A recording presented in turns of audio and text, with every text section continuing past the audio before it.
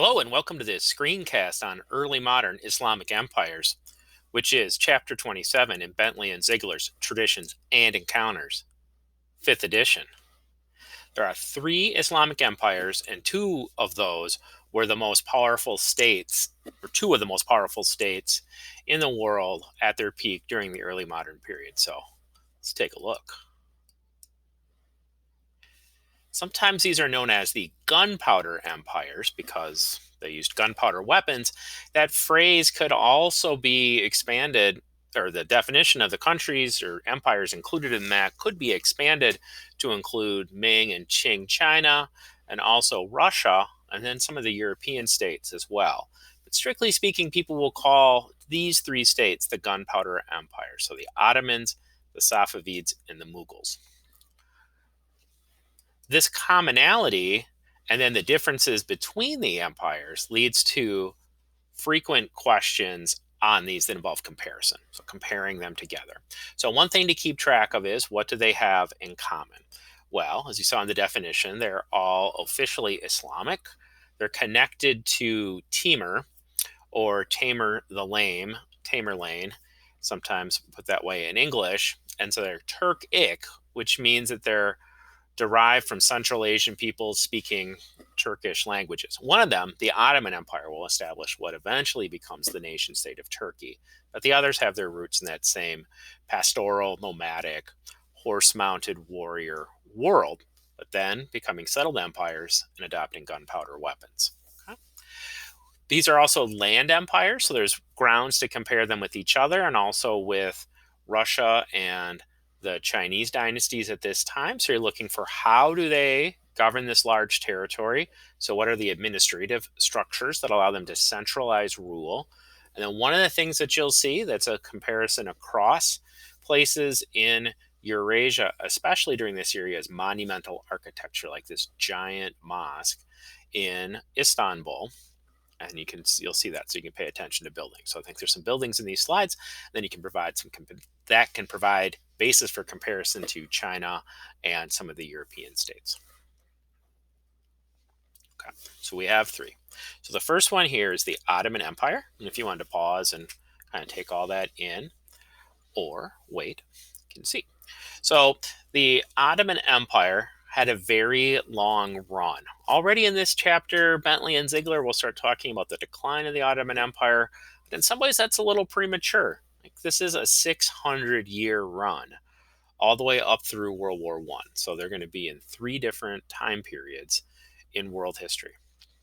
So it's a big deal, and it would have been the most powerful state in this part of the world during this chapter. So more powerful than any of the individual European states, at least until the end of the time period, and definitely the powerhouse in the Middle East and North Africa.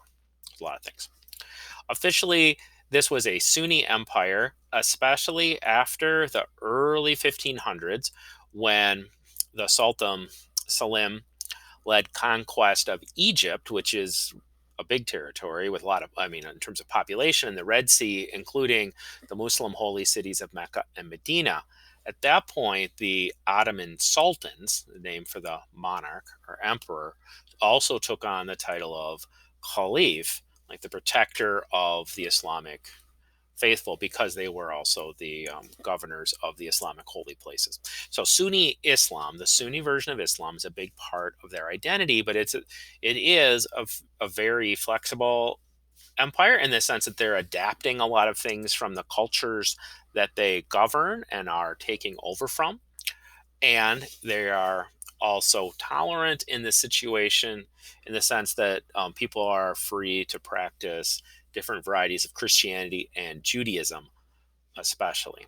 And those communities could govern themselves. So, unless there was conflict between, like if there was a contract dispute between a Jewish person and a Muslim person, then the Muslim law would be used. But if there was not, if there was, say, a business conflict or a family conflict between two Jewish people, then a Jewish judge and Jewish law would have been used to resolve that. So it's a very kind of flexible system in that way. The Ottoman Empire was a military powerhouse, and you can pay attention to those things, especially the keyword Janissary Corps. That's an excellent piece of evidence that you can use.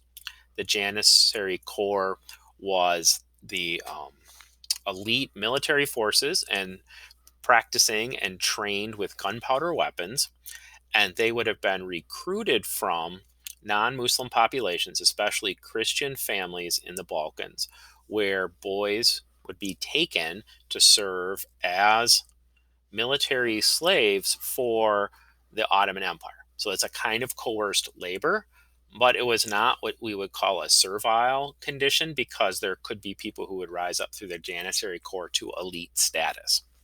So I'm not trying to sugarcoat this, because it is a form of coerced labor, and there are primary source accounts of families in distress as their children are being taken. But there are also primary source accounts of families volunteering their kids or one of their children in order to gain, influence and status. So again, I'm not trying to say that this is okay. This is a form of slavery, but it is not racialized, and it is not permanent, and there is chance for building wealth. So it's kind of an interesting case in world history, and we'll that you can find parallel things in other places. Okay. So they would have fought against the Habsburg Empire primarily in Europe. If you look at the map there, where the R is in Europe, that's Austria, which would have been ruled by the Habsburg family, which would have been a large land power in 1500. So there's battles there. And then the Safavid Empire in what's today Iran was also a foe. And generally speaking, through about 1600, the Ottomans get the better of those conflicts and are an expanding state. Okay. They continue to enrich themselves through trade. This is a classic crossroads area. The Silk Roads are still in business.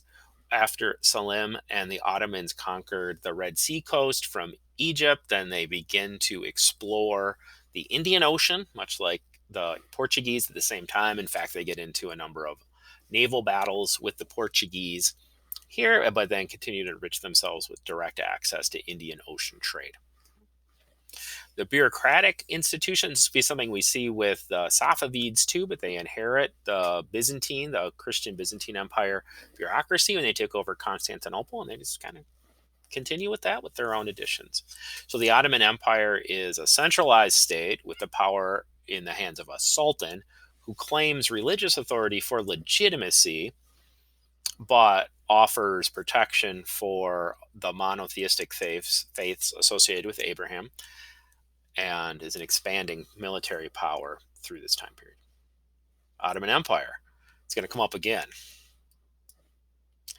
The Mughal Empire then was also very large and powerful. Like the Ottomans, the emperors there, so the title we'll use here is emperor. The emperors there will be Sunni and that kind of Islam. Some of the empires are more curious about the Sufi traditions within Sunni Islam, which emphasize spirituality and mystery, and personal experiences of the divine. And so there's going to be kind of that different flavor, which kind of comes from some Persian influence. Unlike I guess, let me see. With the Ottoman Empire, initially Muslims are a minority, and most of the subjects are Christian. But then after the conquest of Egypt and the coast of Arabia and into Mesopotamia, then at that point, most Ottoman subjects are Muslim. Here, at no point are Muslims a majority because of the large Hindu population in South Asia. So we have religious minority rule the whole time. And as a result of that, there is more tolerance. The most important name to associate that was Akbar the Great, who was an emperor who epitomized tolerance, as I say there. He even went so far as to try to create his own religion, which was also a little self-centered because he put himself into it, but trying to combine the different faiths. And it wouldn't just be Islam and Hinduism. He would have had contact with Christians, both native Indian Christians and Portuguese and other European Jesuit missionaries from the Catholic Church. Sikhism is a religion that existed in India, which is also the world's fifth largest religion today, also pronounced Sikhism. You can check that out. There would have been some Jewish communities, Buddhists. So he was a very curious person. Over time, there's less tolerance, although I think the book somewhat overstates this based on other things I've read.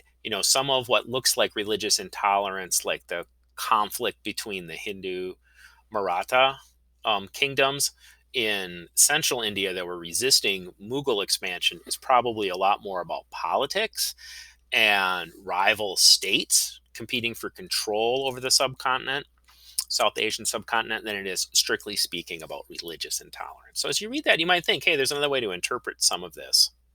All right.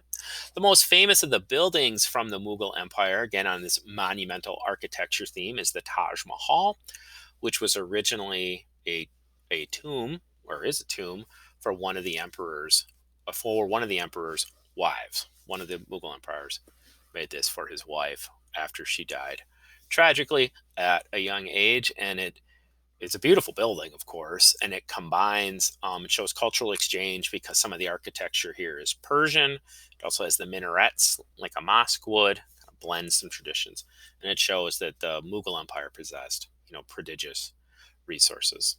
Okay. So the Mughal Empire would have been the most populous of these empires. A lot of people, in 1600, when the English East India Company first shows up in India, there's about 4 million people in England, and there are 100 million people in the Mughal Empire.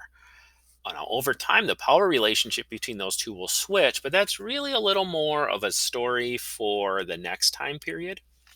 So just know we don't want to, again, jump the gun, if you will, on when the Mughals go into decline.